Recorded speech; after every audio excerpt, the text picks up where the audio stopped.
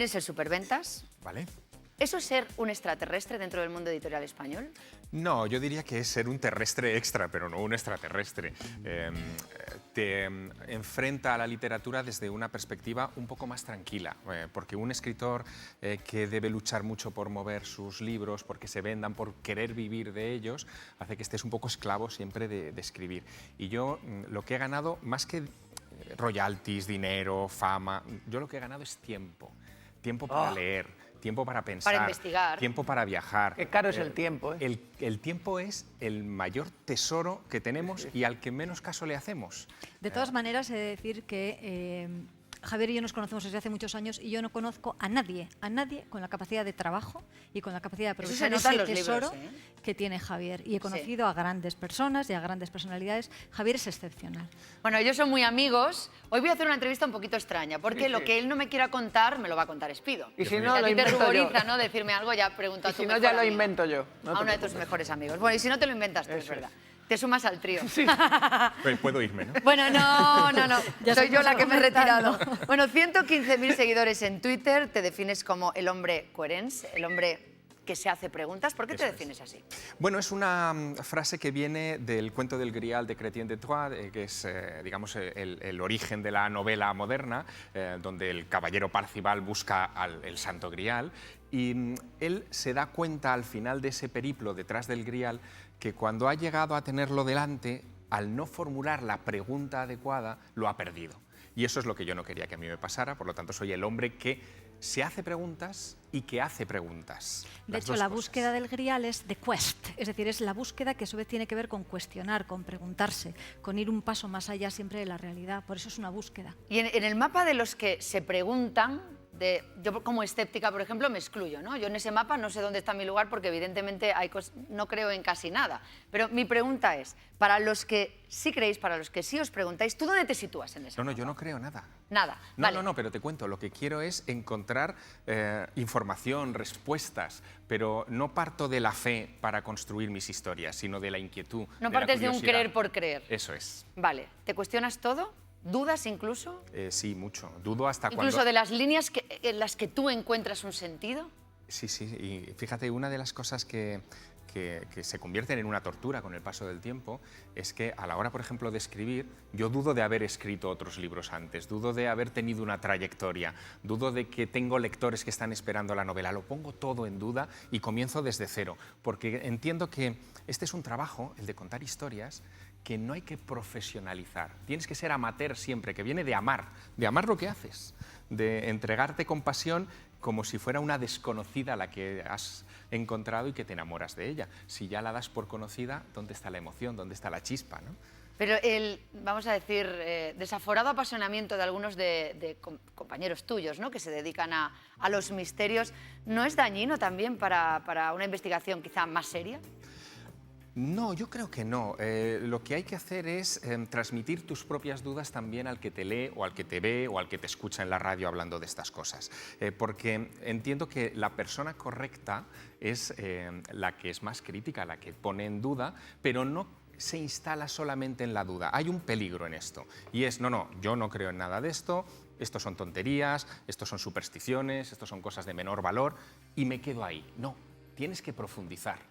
Cuando tú descubres que las grandes mentes de la humanidad se han preguntado siempre por cuestiones misteriosas, la cosa cambia. Por ejemplo, no sé, la invención de la televisión, de este aparato por el que nos están viendo ahora tantas personas.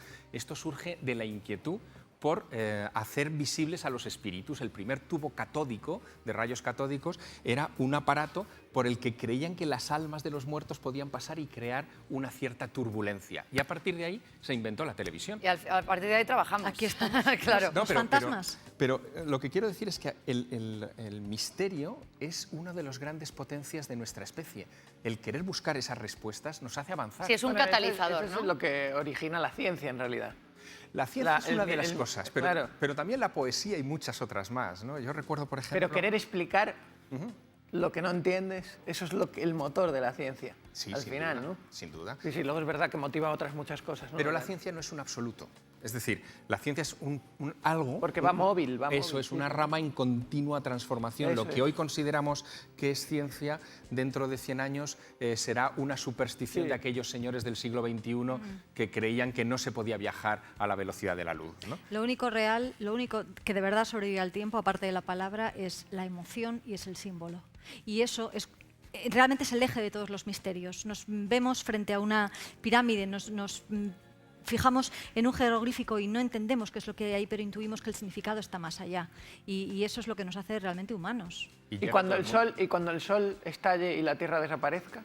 Abre melones. Tú sigue, Yo voy tú abriendo, sigue, venga. porque Cuando tú el sol sigues. estalle y la Tierra desaparezca, si Sí. los seres humanos hemos sido lo suficientemente sabios, estaremos colonizando otros mundos. Pero Trump. No. Pero Trump es un segundo, una millonésima de segundo en la historia de la humanidad. Es decir, tampoco tenemos que perder esa perspectiva, ¿no? Somos fugaces como individuos, pero podemos llegar a ser eternos como especie. Ojalá. Bueno, también sería un segundo entonces. También fue un segundo entonces Napoleón Bonaparte. Bueno, Aún así, ese segundo te seduce lo suficiente como para tenerlo en 2 de tus libros y para seguir sus pasos hasta el interior de la pirámide de Keops. Es que le pasó una cosa tremenda a Napoleón Bonaparte. Él conquistó Egipto en 1798. Un año después de estar en tierra egipcia, decide que ha llegado el momento de medirse a sí mismo. Y esa prueba de valor que él quiere, en fin, aplicarse y mostrar al mundo es pasar una noche a solas en el interior de la Gran Pirámide. La Gran Pirámide no estaba en 1799 como está hoy, con fluorescentes, con travesaños en esos pasillos ascendentes, señalizada. En aquella época era un lugar donde hacía 200 años que nadie entraba. Él entró dentro de la pirámide, pasó toda la noche allí y cuando emergió salió tan pálido, tan demacrado, con tan mal aspecto, que sus hombres acudieron a socorrerle y le preguntaron qué le había sucedido y él respondió lo que se convirtió en la clave de mi búsqueda. Él dijo, aunque os contara lo que me ha pasado, no me No lo ibais a creer. creeríais. Vale, Javier, pero en la pirámide inmortal, sobre esa noche, ¿no? Esa noche. Basas la historia en esa noche de Napoleón Bonaparte, que él cree que Alejandro Magno también la vivió, etcétera, pero la has vivido tú. Claro, es que no O sea, tenía es que otra tú manera has de estado responder. dentro. Primero, ¿cómo? Mira, mi O sea, gran ¿cómo problema... entras? ¿Por qué te dejan? ¿Te pusiste una porque hay- rebequita? No. Mi gran problema es que yo necesito Tú las tenías fuentes. 29 años. Sí. Los mismos que Napoleón. Exactamente. Y fue inmediatamente antes de tu gran éxito.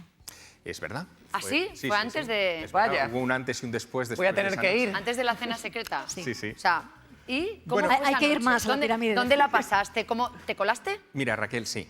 Yo colaste, claro. estaba tan frustrado por no encontrar documentación sobre esa noche de Napoleón, tan frustrado porque Napoleón no dejó una línea sobre ese asunto. Cada vez que le preguntaban rehuía explicar lo que le pasó aquella noche. Incluso cuando dicta sus memorias pasa página, no quiere dar detalles, que no me dejó otra alternativa que imitarlo.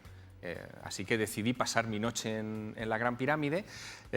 Me colé, es decir, no es que todo el mundo pueda pasar noches, hay maneras alegales de entrar en la pirámide, o las había en aquella época, y conseguí poderme quedar Te dentro. llevó un guía, Sí. alguien que sabía cómo entrar. Sí, lo que yo no esperaba, y eso fue el shock, es que en el momento en el que me dejan en la cámara del rey de la Gran Pirámide, enfrente de ese sarcófago vacío que hay allí dentro, de repente desconectaron el sistema eléctrico de la pirámide y me dejaron a oscuras. Yo llevaba en mi mochila solamente un paquete de galletas, una botella de agua y una linterna cuyas pilas se acabaron a los 20 minutos de estar allí. Estuve 6 horas y pico en Y la no tenías más... teléfono, no tenías teléfono Nada. satélite, no, tenías señal, no tienes nada. Nada. En la más absoluta oscuridad. Enfrentarte a la más absoluta oscuridad, con la excitación, la adrenalina que llevas dentro de estar en ese lugar y todas las peripecias que has tenido que pasar para entrar allí. Es lo más parecido a enfrentarte, y yo lo sentí así, a tu propia muerte, ¿no? Porque de alguna manera, cuando llevas ya 2 horas allí dentro, notas que no sabes dónde termina la punta de tus dedos, dónde está el contorno de tu cuerpo, te sientes como un azucarillo disolviéndote en una taza de café negro, ¿no? Y cuando vences eso y sales de la pirámide atravesando esos túneles, golpeándote la cabeza y sales, emerges ¿Cuándo finalmente al saliste? exterior a las 6 y pico de la mañana. ¿Ya de día? Ya de día, ya Pero- estaba pero- amaneciendo. ¿Lo sabías? Bueno, No, porque me avisaron, me vinieron a buscar. Te vinieron a Me buscar. vinieron a buscar. Cuando emerges, tienes la sensación, yo sé que esto es muy difícil de explicar, pero tienes la sensación de estar volviendo a nacer, de salir del útero de tu madre, de venir de las sombras, atravesar el útero de tu madre y salir otra vez a la luz. Y cuando has vencido a esas horas de tiniebla, has vencido a la muerte, ¿a qué más le vas a tener Pero miedo? tuviste la tranquilidad, digamos, de estar activo sensorialmente para sentirlo todo, cómo olía, Bueno, todo, o estabas asustado? Estaba asustado. Hice muchas cosas, ¿no? En aquellas horas, por ejemplo, se me ocurrió... Es una habitación de 5 metros de alto, por 5 de ancho, por 10 de largo. Se me ocurrió dar palmadas, por ejemplo, y aquello actúa como una caja de resonancia. El eco de la pirámide lo calculó un músico que estuvo unos años antes midiendo la sonoridad del edificio, puede tardar en disolverse hasta 8 segundos. Él tenía la sensación de que había otros músicos tocando allí cuando este músico tocaba la flauta. Pues a mí me pasó lo mismo con las palmadas. Yo tenía la sensación de que allí había más gente aplaudiendo, ¿no? Ya. Claro, la inquietud que eso genera es terrorífica, ¿no? El miedo de que de repente haya, no sé, eso pasa por ver Indiana Jones, ¿no? Que de repente aparezca una cobra o una serpiente, o cucarachas o algo por allí. Pero cucarachas, millones de cucarachas, claro. O de escarabajos, pero tienen que ser millones. O de cobras. Todos esos miedos te pasan por delante, hasta que decidí hacer una cosa asombrosa. En el centro de esa sala hay un sarcófago, como te decía. Decidí tumbarme dentro del sarcófago. Que es lo más Bueno, pero esto, Javier, ya es ir buscando. No, yo creo que Napoleón también lo hizo. Cuando pasas tanto tiempo en esa tiniebla, en esa penumbra, tienes que buscarte tus mecanismos, ¿no? Yo me tumbé en ese sarcófago que tiene 2,30 metros de largo, esto es importante por lo que te voy a decir, por 90 centímetros de ancho, o sea, estás así justito. Cuando llevaba un rato tumbado allí dentro, de repente tuve la clarísima sensación, es de aquí, de que aquel sarcófago tenía mis medidas, de que me quedaba bien. Eso es exactamente lo que le pasó a un dios del antiguo Egipto, nada menos que a Osiris, en el mito de Isis y Osiris, cuando Osiris, engañado por su hermano, es tumbado en un sarcófago y es asesinado por el dios Set. Yo tuve la sensación en un momento determinado de estar reviviendo una epopeya mítica, de estar encarnando la figura de Osiris. Claro, salí de allí muy trastornado. Desde luego lo que viviste es absolutamente extraordinario. ¿Qué es la ocultura? Bueno, la ocultura es un término que se está imponiendo desde el mundo anglosajón también al español, y es la sensación de que detrás de la cultura imperante hay muchas cosas ocultas. Por ejemplo, poca gente estudia cuando está en la universidad, estudiando literatura, por ejemplo, que Víctor Hugo pasó 2 años de su vida aislado en la isla de Jersey haciendo todos los días espiritismo, y que haciendo ese espiritismo habló con Napoleón Bonaparte, por cierto, que están todas, ¿eh? Sí, que están todas, con Molière. Esas son tus sincronicidades. Claro. Claro. Entonces, por ejemplo, esa sería una parte de la ocultura, ¿no? Partes de nuestra cultura que nos han sido ocultadas. Pero Descartes, por ejemplo, también tuvo sus visiones. El discurso del método, que es sobre el que se construye la razón, lo que hoy llamamos la razón, lo tuvo en una noche de delirio y de repente se le manifestó dentro de la cabeza. ¿Puede haber algo tan contradictorio y a la vez que nos hayan contado tan poco o nada cuando estudiamos nuestros orígenes culturales? Eso es la cultura. Bueno, hemos buscado en tus redes, hemos encontrado muchísimo cariño de tus fans que te hacen todo tipo de homenajes, desde fantasmas leyendo los libros hasta cómo combinarlos con otras lecturas o incluso con algunos manjares. Las redes, las ventas, los volvemos a repetir, el primer escritor español en situarse en esa lista de los 10 más vendidos con La cena secreta. ¿Te has sentido respaldado por los autores y por la prensa española, Javier?